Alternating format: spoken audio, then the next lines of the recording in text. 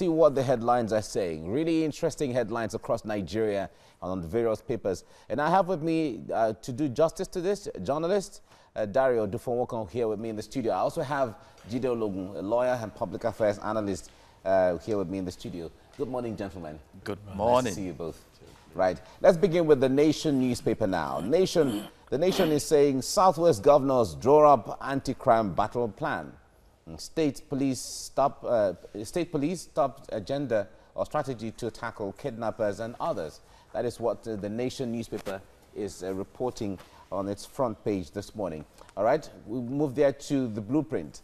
The Blueprint says Nigeria at the verge of bankruptcy. Emir of Kano, Sanusi, is saying that. Says fuel subsidy killing economy. Equity market dips by 62 billion naira. You can find that on the front page of the Blueprint newspaper this morning. Let's move now to the Vanguard. The Vanguard says on insecurity, Southwest governors insist on state police. Yoruba elders demand more funds for Southwest from Buhari, and Afenifere Agbekoya boycott security summit in Ibadan. All right, that's on the front page of the Vanguard this morning. All right, this Daily Sun is our next paper now. Emir Sanusi hits hard. Oil subsidy is fraud, says Nigeria heading for bankruptcy. Okay, more voices coming up against the idea of oil subsidy in Nigeria. Moving ahead now to The Guardian. That's the next place we are next up now. Southwest governors decry insecurity, Oyo State and council police. You can find that on the front page of The Guardian. Afenifere Tinubu meet Buhari, seek true federalism and others. Okay, all of that on the front page of The Guardian.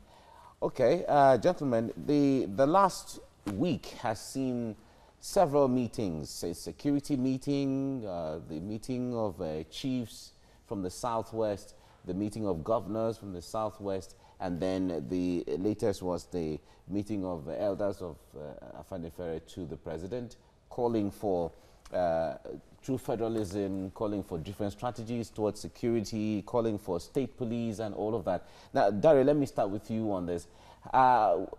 Some of these things, some will say, well, this is not new, but they have never really been implemented in as much as there has been calls for this.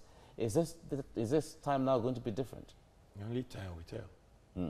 Only time will tell if it will be different, because like you rightly said, we've had several meetings like this. A lot of meetings, summits, discussions on how best to tackle the issue of insecurity in the sub-region. But implementation has always been a problem. But now, a number of these governors are new. They are coming in perhaps with a little bit of more fire than their counterparts. Or one or two of them also have been governors before now, and they left it and they are back. One is only hoping that they brought with them some new determination, ideas and concepts to push some of these decisions reached at summits like this. Because beyond just sitting down to talk, there's something we always talk about, and that's the political will. That readiness, that desire to say, come what may, we want to push this through. The summit in Ibadan was not just a gathering of the governors, traditional rulers, opinion molders, so experts, all the stakeholders that matter, those who matter, were and there. Central to the issue. Yeah. And decisions, far-reaching decisions were taken at that summit. So one will expect that in the interest of the region, they will want to see this through. Okay. But beyond all this is the will, the desire to all right. Get this done. Apart from the Southwest, the Southeast governors, they meet sometimes. We also believe that stakeholders, they also meet. In South-South, it's the same thing at one time or the other. In the North, it is also almost the same thing. Now, like we said earlier, there are no new meetings, but from all the meetings that have been holding in this country concerning way forward on the economy, way forward on police, way forward on security, way forward on different things, What do you think are the challenges at the end of the day when these meetings are held, strategies are put on the table, and then nobody gets to see anything? I'm confident that this time around, there will be action. Yeah. You see, when God was trying to bring the Israelites out of Egypt, he bombarded with 10 plagues. But when the plague visited the palace, the Pharaoh had to decide that it's now time to release these people. I think this insecurity so you feel has things are that graduated to the top. Okay. At a time we were dealing with the peasants, the ordinary Nigerians. Right now, by virtue of reinforcement theory, these criminals have become so bold that they've been attacking governors, attacking the high and mighty, kidnapping their children. So right now, we are all threatened.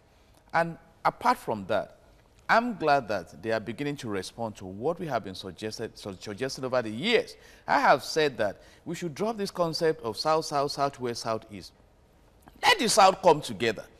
We are seeing the results of a group united and seeking to overrun the country. So we also must come together and drop our political interests. If the regions, the Southeast, the South-South or Southwest don't talk at their level, how can the whole South speak in their level? Or even the North? If the Northeast or Northwest or North Central now are not speaking they at are their being level. compelled to come together. I use this analogy somewhere. If you are traveling in a bus of 32 passengers, you know, you like to pose for one another. Maybe only 3 will relate.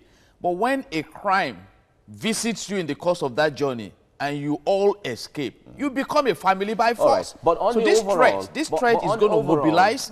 On the overall, a lot of watchers are saying the concept of the South, East, North, and all of that is not bringing the solution, because the point there is the solution will come now in the sense that it goes a long way to project the difference between one region or the other. When the units meet this way and talk, there is always a follow-up, or there are always follow-ups. And at that level, we see the entire South. There was a time you hear of Southwest group, South group, Southeast. But in the long run, you have something like the Southern group, comprising of the 3. The same thing usually happens in the North. Northeast, North Central, Northwest. But there is always a unifying body, the North. So it's easier at the level of each geopolitical zone to identify the problem as it affects that particular zone peculiarly. And when that is done, okay, in Southwest, security, we travel on Oyo, State. You travel on Osun, Ondo State. How can we, Osun and Ondo coming together, solve this problem? Right. The governors in the Southwest, after that is done, we could begin to look at the roads linking the Southwest with the Southeast, and providing solutions. All right. The units, as much as some people want to say is divisive, I think it helps to take the problem to the grassroots and bring the solution from the grassroots. Okay, we have to leave it here now. Dari Odufowokon, thank you so much for coming on the program. Jide Ologun, thank you very much. Newspapers, and I have with me in the studio a journalist, Dari Odufowokon, and Jide Ologun, lawyer and public affairs analyst. Gentlemen, thank you for joining us on TVC Breakfast. Good morning. All right, we head straight to the papers now, and we'll start with the Daily Trust. Here we have why oil electricity subsidy must end by Emir Sanusi. Well, Southwest governors resolve to tackle insecurity. And we move to the front page of the Nation newspaper. Southwest governors draw up an anti-crime battle plan. State police top strategy to tackle kidnappers, others. And on the front page of the blueprint, Nigeria at the verge of bankruptcy, Emir Sanusi says fuel subsidy killing economy. Equity market dips by 62 billion naira.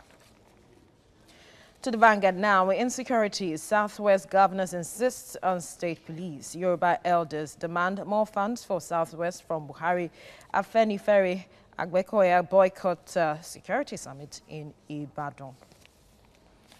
And on the front page of the Daily Sun, Emir Sanusi hits hard. Our subsidy is fraud, says Nigeria heading for bankruptcy. We'll be looking at that shortly. And finally, on the front page of The Guardian, Southwest governors decry insecurity. Oyo State Council Police. Afenifere Tinubu meet Buhari seek true federalism. others. All right, gentlemen, the story I'd like for us to look at this morning is on the front page of the Daily Sun. Emir Sanusi saying oil subsidy is a fraud. And he's saying that Nigeria is bankrupt and heading towards bankruptcy. Now, these are weighty statements. And coming from someone with his pedigree, how worrisome is it for you? I'll start with you, Barrister. From bankruptcy to next level of bankruptcy. And I think that is a voice of wisdom from a man who was the governor of the central bank. Many of us have expressed concern here. And if you look at the facts on ground, for instance, within 6 years, we spent about 11 trillion naira on fuel subsidy. And the question you should be asking is that with the 4 refineries we have, should we be importing fuel? And it's putting a lot of strain on that sector of the economy, and that is, of course, a confirmation of mismanagement. And I would have expected that since that ministry is directly under the president of the country, who has a mandate to translate the nation from poverty to prosperity, we should have maximized that. And he also spoke about the electricity tariff also. Yes. I think Nigerians are willing to pay for the electricity if it's available. Are you supplying? And I'm throwing a question this morning. Let's imagine that we have 24/7 electricity in Nigeria, and Nigerians are given the prepaid meters and these facilities are available. How much do you think we come to the coffers of the government? All right, let's come to Dari now. You know, this statement by the Emir Sanusi has, talking about the issue of taking out or removing fuel subsidy has been on the front burner for a long time, and it was shrouded in some sort of controversy because over the years, successive governments have put this policy in place, like he rightly mentioned.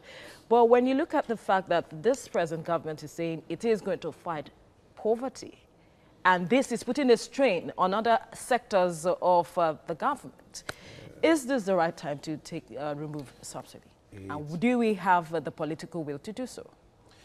It was the same Emir Sanusi about a couple of years back who said if Buhari must fight corruption, he must fight fuel subsidy. So he's not saying this for the first time. Absolutely. And, he's been harping on it. And can one agree with him less? I would say no. He's saying the obvious. It's just unfortunate that in spite of the promises of this current administration, because I remember that one of those things they used in campaigning when Buhari was going to come in for the first time was the issue of fuel subsidy, that we were going to remove fuel subsidy. It is doing a lot of damage to our national economy. So if 5 years after all those promises, we still have fuel subsidy in place, take a look at the implication. For you to know fuel subsidy, like Sanusi said, is corruption. In 2016, we were told that Nigeria consumes 28 million liters per day. Yeah. Liters per day. At that point, in 2016, experts, stakeholders, and others said, it's impossible. Where is the fuel going to? At what point are these liters being consumed? But and they faulted the figure, claiming that those benefiting from subsidy are inflating the figures so that more monies from government coffers can come into their pocket. Today, do you know how many liters we are consuming according to the books? 60 million liters per day. Meaning, in spite of the outcries, in spite of the increase in pump price by this administration, which we were told was aimed at ensuring that subsidy is removed, we are now spending more to subsidize petroleum products. And this health sector, education, facilities, infrastructure, so what would it take? are suffering. And what would it take to remove this fuel subsidy? Because it will take the readiness of a government that is willing to end the suffering of Nigerians.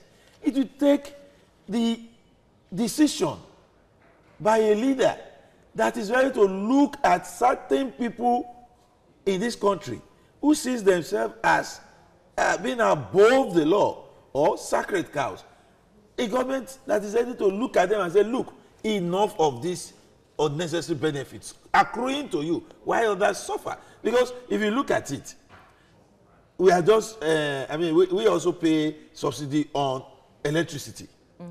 We spend so much money servicing debts that in some cases 70% of government revenue. Revenue goes to servicing. Meaning we are struggling with the 30%. And what can we achieve with 30%? That's the question we should ask ourselves. And then by 2050, according to reports, about 85% of Africans will be within the poverty bracket. And we already have the poorest of the poor. These are the things keeping us in Nigeria and the Republic of Congo may be taking the lead. And that is like trying to perpetuate poverty. But I challenge the president in the sense that, as we speak, he is the substantive minister in charge of the principal resources we have in this country, which is the petroleum sector. And he needs to go back to his drawing table and do an analysis of returns on investment and see whether this ministry has added value to Nigeria. Don't forget, NNPC was created in 1977, and we still have, the largest deposit of proven gas in Africa and different things. So, and if people are benefiting this much in terms of the subsidy, the under recovery, they will not want to release that fraudulent gains at the expense of national prosperity. But what happens is that, but then we need to sort this out because we are at the verge of bankruptcy. Why can't we? Let me ask you a question. We are bankrupt. Several times. We are bankrupt. We are at the verge of several times we read about these governments arresting illegal refiners in some parts of this country. Why don't you assemble them, train them? You can have modular refineries in all the local government areas in this country, if you so choose. We started discussing this as far back as 2015, suggesting what can be done. Why are our refineries not working? The United States of America has about 135 functional refineries. What's the problem? You see? So we export the crude we have in abundance, and we refine, bring back in premium. I suspect that some of them have invested in some refineries outside this country. Enough is enough. It's now time, you see, when you talk about prosperity, you talk about resources and resourcefulness. In terms of resources, God has overblessed Nigeria. But in terms of resourcefulness, I think we run a deficit.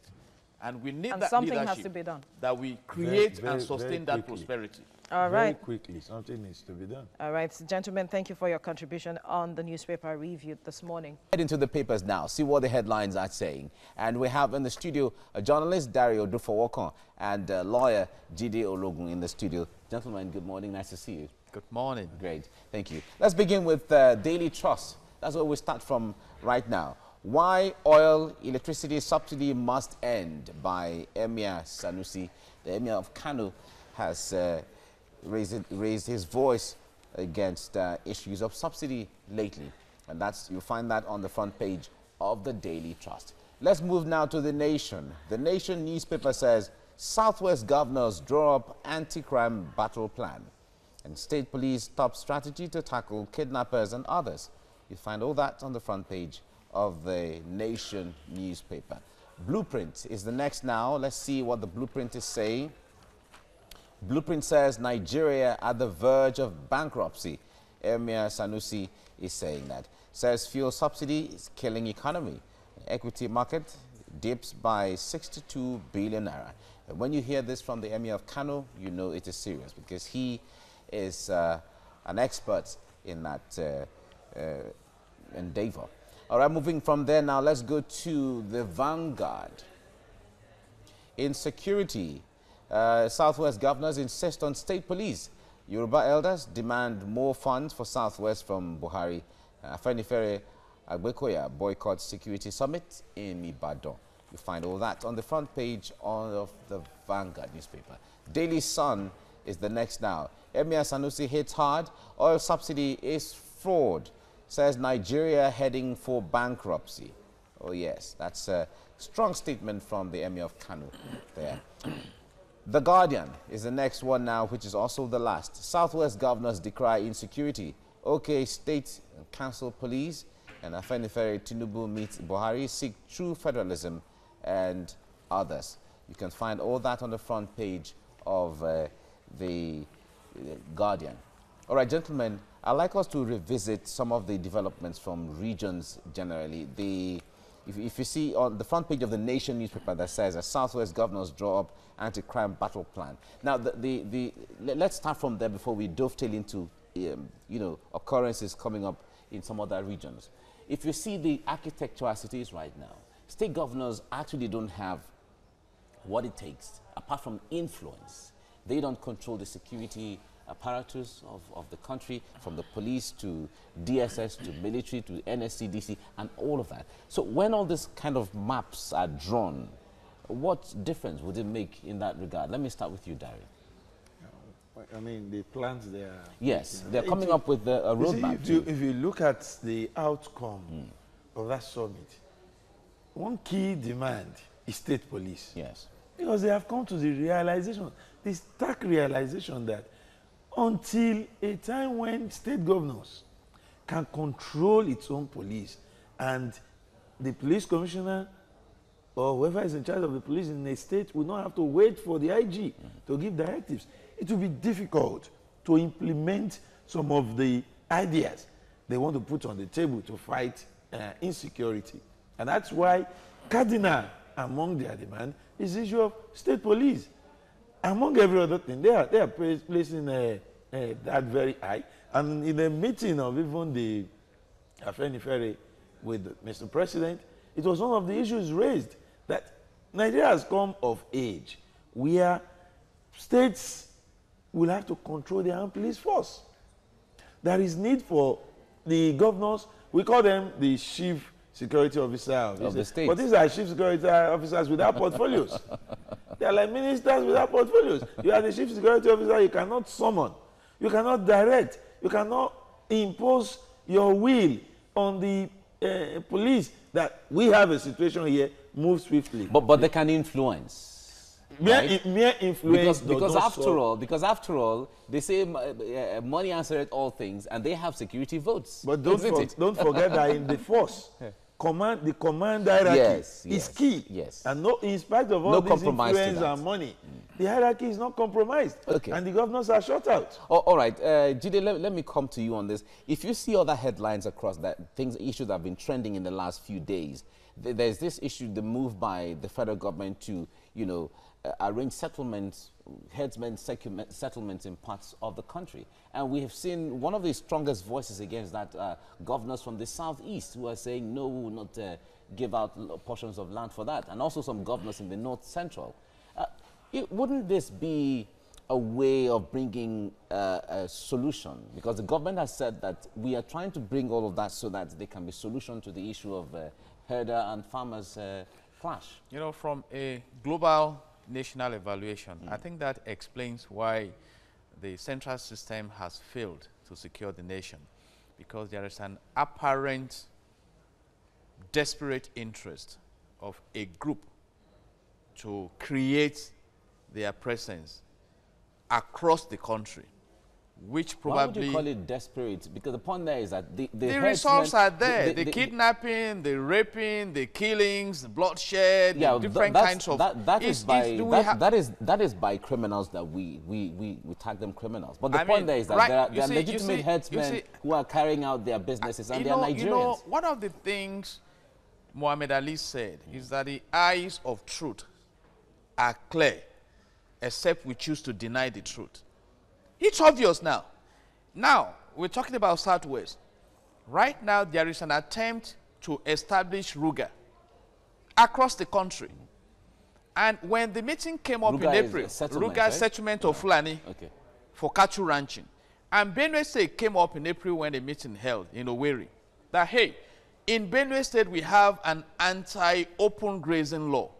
If you must create ranching is a private business. Cattle rearing is a private business. Go to banks and borrow money. The world in human relations management is moving away from confrontation to collaboration. I mean, there are businesses across Nigeria There is a refinery in Lagos State not owned by Lagosian. It didn't come through killing and imposing your interest on others. Because what we are doing now is that we are breeding a culture of resistance. Because when you are threatened, the first thing you think about is securing yourself first. And securing your domain. It's a wrong approach. Okay. I have advised, go online and study how ranching businesses are done across the globe. Go embark on best practices. I'm worried when I see a situation where we are being led back to the Stone Age, where a group will come and invade society. If that is what we want to do, declare it openly. A lot of Nigerians are saying the herding is just one aspect of agriculture. There is livestock farming, there is poultry, there is piggery, there are other and all of that. So if there is a special intervention for herding, there should be for poultry, there should be for fishing, there should be for all of those. But the point there is, Dari, when it comes to this strategy and collaboration and maybe consultation, do you think there's enough consultation between the government and the states when it comes to this? We had the intent to establish this settlement. You see, the first thing I want to quickly say is to sound a note of warning to the current federal government under President Muhammadu Buhari, that in his desire to solve some problems, he should tread softly, lest he appear like somebody championing a premeditated intention. Somehow, this issue is becoming very serious at a time when we have a president who is also Fulani. We cannot run away from these facts. Mr. President is Fulani. Majority of the herders in question are Fulanis. But really, so should that matter? He should tread softly. Even where he thinks a particular direction is the solution, he should approach it in a manner that its intentions not be misinterpreted. Why am I saying this? I'm saying this because when you say you want to establish rural settlements are settlements for Fulani herdsmen, where they can now, we should do that in 2019, 2020. In 2050, they begin to feel that they own that portion of land in Oyo State.